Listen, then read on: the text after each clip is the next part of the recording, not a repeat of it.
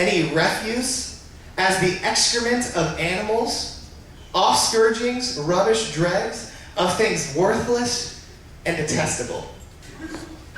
So literally, Paul's saying this idea that you guys think you have and you guys think you know, it's like the same as what comes out of my dog's butt after he eats a Hershey bar. Crap. Martin Luther, Martin Luther, he was the guy that started the Reformation movement. He was this big guy. In his translation, he actually uses the word that you get when you hold your tongue and say ship. That's literally the word that he uses. Okay? Paul's trying to really get across to us this idea of your mindset is ridiculous.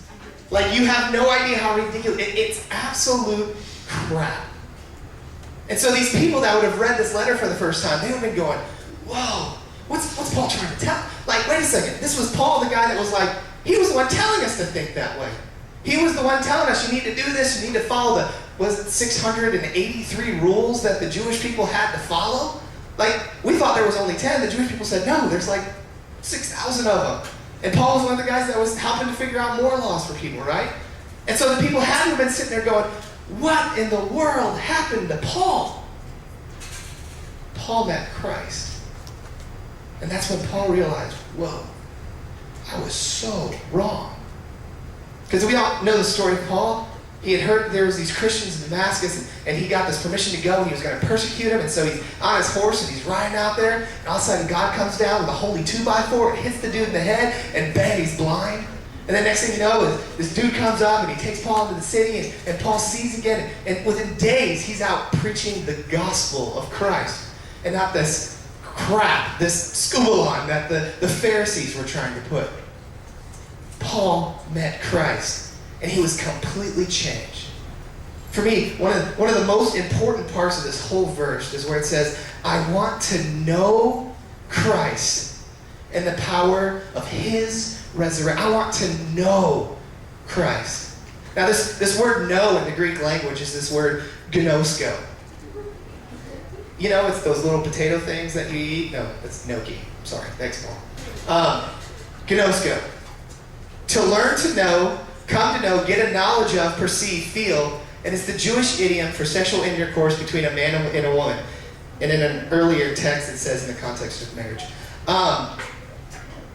So this idea of knowing, okay? It's this much deeper knowing, not just this surface level knowing. It's this deeper knowing. Does anybody know Aaron Jennis in this room? Yes. Okay, Aaron Jennis is absolutely amazing at Guitar Hero.